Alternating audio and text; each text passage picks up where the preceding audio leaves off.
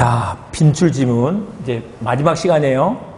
우리 지난 시간에 공동소유, 공유편이 너무 양이 좀 많아서 좀 남겨놨고, 오늘 지상권까지 하면 이제 다 끝나는 거죠. 저번에 우리 지역권부터 시작을 해서 보겠습니다. 부동산 공유자 중 1인의 공유 지분 포기에 따른 물권 변동은 등기를 요하지 않는다. 그러면 틀렸죠. 공유 지분 포기는 성질이 뭐라고요? 상대방 있는 단독행위로서 법률행위죠. 그러니까 뭐가 있어야 돼? 등기가 있어야 돼. 우리 합유 지분 포기도 상대방 있는 단독행위로서 포기가 완성이 되려면 뭐가 있어야 돼? 등기를 요한다. 등기가 있어야 돼. 자, 우리 상대방 있는 단독행위 외운 거 있죠? 동철이가 상추에 취해 채무 면제하고 포기했어. 이건 상대방 있는 단독행위다. 그 다음에 공유자는 자신의 지분에 관하여 단독으로 제3자의 취득시효를 중단시킬 수 있다. 취득시효를 중단시키는 거. 만약에 제3자가 취득시효를 완성해버리면 내 걸 뺏기는 거죠. 중단시키는 게 내 지분을 보존하는 거잖아요. 네, 보존이 되기 때문에 보존행위는 각자 단독으로 할 수 있죠. 네. 그 다음에 공유물의 소수지분권자가 공유물의 일부를 배타적으로 점유하고 있는 경우, 다른 소수지분권자가 공유물에 인도 청구를 하면 그 소수지분권자가 뭐라고 말한다고요? 니나 내나. 아까 우리 집합건물법에서 공부한 것처럼 누가 공용 부분을 점유를 하고 있어. 그때 다른 집 사람이 야, 너 쓰지 마, 내놔 라고 하면 된다, 안 된다? 안 된다고. 그래서 인도 청구할 수 없다. 그 다음에 부동산 공유자 중 1인은 공유물에 관한 보존행위로서 그 공유물에 맞춰진 제3자 명의의 원인무효 등기전부 말소 청구를 할 수 있다라고 해야지 되죠. 우리 물권적 청구권 행사가 보존행위라고. 보존행위는 각자 단독으로 할 수 있죠. 1인이 각자 단독으로 말소 청구할 수 있는데 여기서 전부 말소 청구할 수 있는 것이다. 전부 말소 청구할 수 있어. 전부 인도 청구할 수 있죠. 전부 말소 청구할 수 있어. 그 다음에 공유 부동산에 대해 공유자 중 1인의 단독 명의로 원인무효의 소유권 이전 등기가 행해졌다면 다른 공유자는 등기 명의인 공유자를 상대로 등기 전부의 말소를 청구할 수, 전부 말소 청구를 하면 안 되지. 공유자 중 1인이다 그러면 그 얘기 했잖아요. 예를 들면 3남매가 공동상속을 했는데 어떤 한 형제가 그 등기를 다 갖고 있어.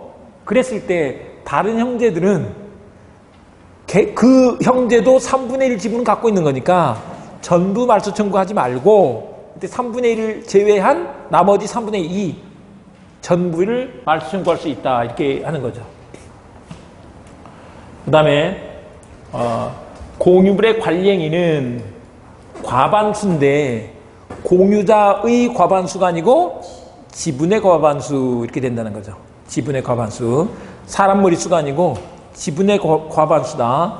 그렇기 때문에 한 사람이라도 만약에 과반수 지분을 확보하고 있다면 단독으로 관리행위를 할 수도 있는 거지. 네. 그 다음에 공유자 전원이 임대인으로 되어 공유물을 임대한 경우 그 임대차 계약을 해지하는 것은 관리행위다. 이렇게 해야지 되죠. 보존행위가 아니다. 관리행위가 된다. 관리행위는 그러니까 어떻게 해야 돼? 지분의 과반수로 결정해야 돼.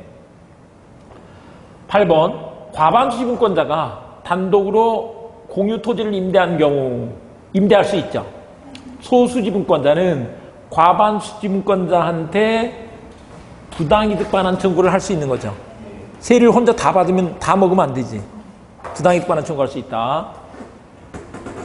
공유 지분권의 본질적 부분을 침해한 공유물의 관리에 관한 특약은 이게 특정 승계인에게 효력이 미치지 않는다. 본질적 부분을 침해했을 때는 그래. 그 다음에 공유물의 처분 변경. 변경 시에는 전원 동의가 필요하죠. 지분 과반수가 아니다. 11번 갑이 공유자 의뢰 동의 없이 공유토지 전부를 병에게 매도한 경우 그 매매 계약은 유효인 거지.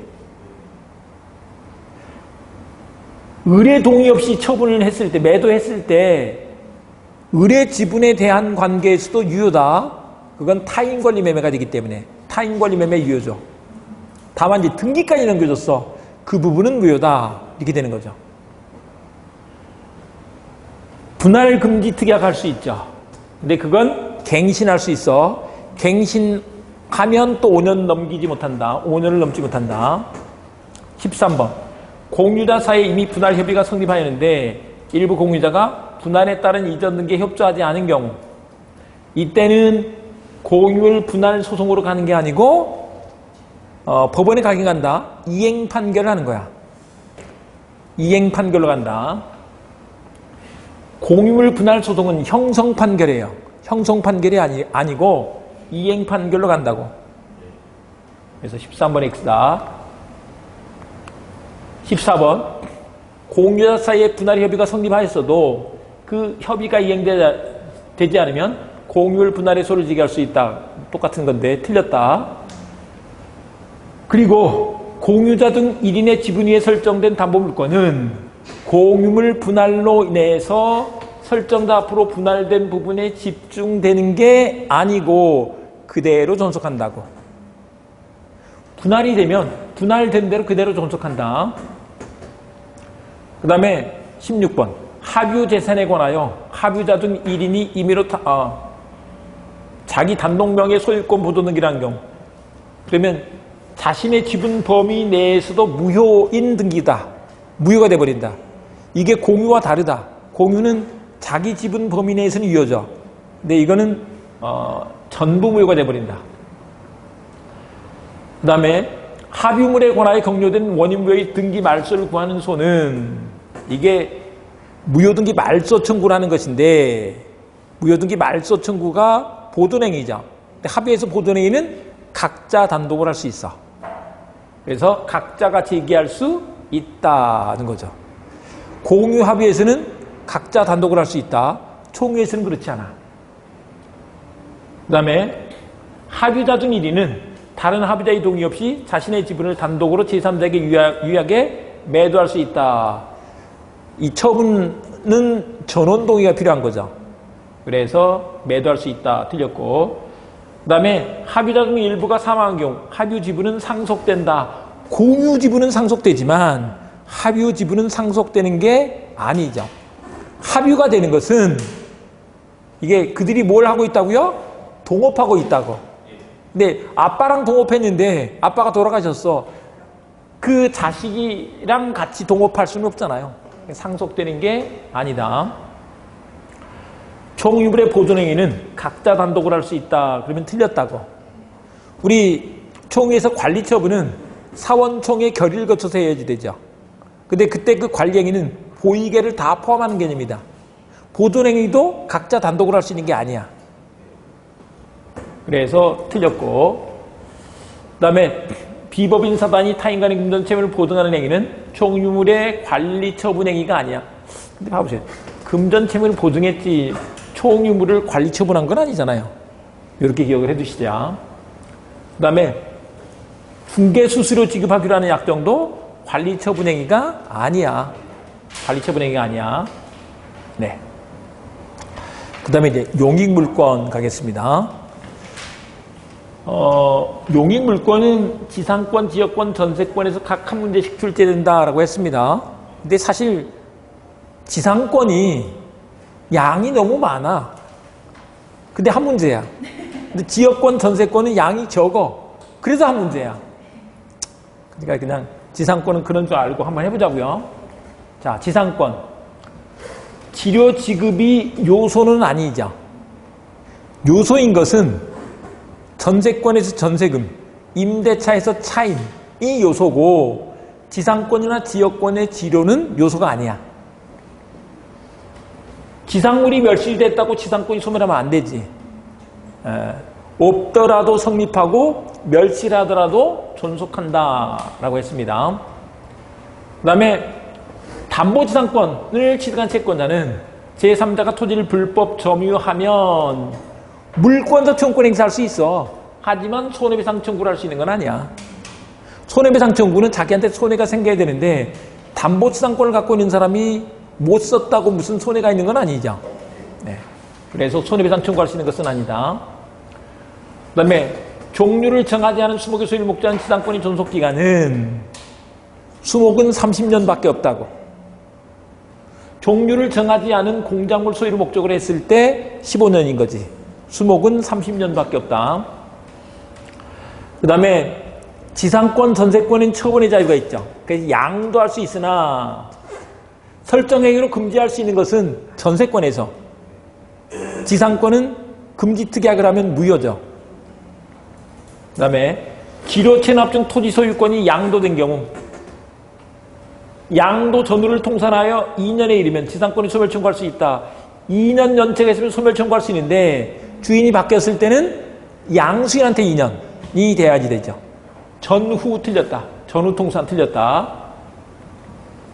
그 다음에 7번 지상권이 저당권의 목적인 경우 지로 연체를 이루한 지상권 소멸 청구는 저당권자에게 통지하면 즉시 그 효력이 생긴다.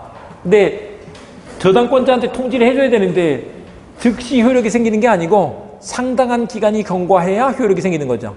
상당한 기간. 말미를 줘야 될 거 아니에요. 네, 그 말이다.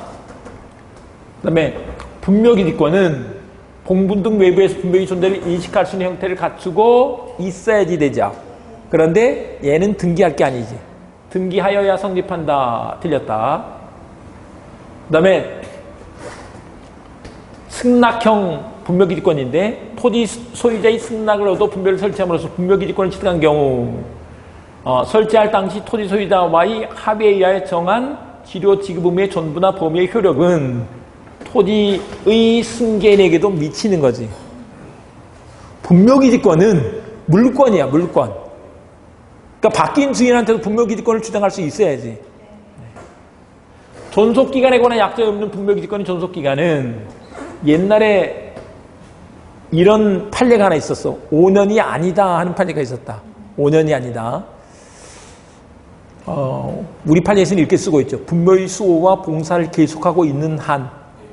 그 말은 우리 벌초도 다니고 그 다음에 성묘 다니고 있으면 분묘기지권은 계속되는 것이라고. 그 다음에 분묘기지권을 시효 취득한 자는 지료지급 의무가 없다. 이것도 좀 틀린 지문으로 만들어 놓긴 했는데 지료를 청구한 날부터 지료지급 의무가 생기죠. 네. 그런 의미에서 엄밀한 의미에서 이것도 X인 듯 아닌 듯 좀 그래요. 이거는 옛날에는 이게 맞는 지문이었어.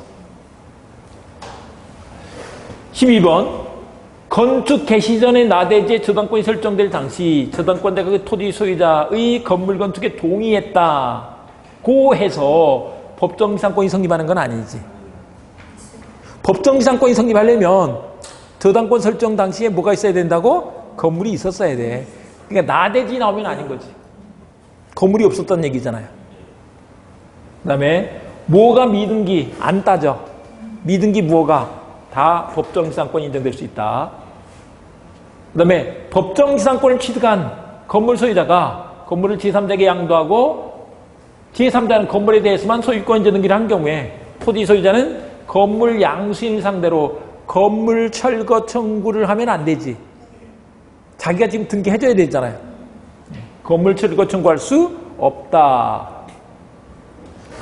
21번 법정지상권이 있는 건물의 양수인으로서 장차 법정지상권을 취득할 지위에 있는 자가 그 대지를 점유함으로 인하여 얻은 이득은 거기서 지료를 안 냈잖아요. 그럼 부당이득으로 반환해야지. 부당이득 반환. 사용료는 내야 된다. 네, 여기까지입니다. 여기까지 하시고 OX도 열심히 풀어보셨죠? 근데 이제 그거는 한번 잘 보고 비교해서 보자면 우리 요약서가 더 멋지게 잘 만들어져 있으니까 훈련하고 요약서를 가지고 잘 봐주시면 됩니다. 여기까지 해주시고 다음 주에는 시험을 한번 볼 거니까 10시부터 딱 시간 맞춰서 와가지고 시험을 보시기 바랍니다. 저는 조금 10시 넘어서 올 테니까. 네, 수고했습니다.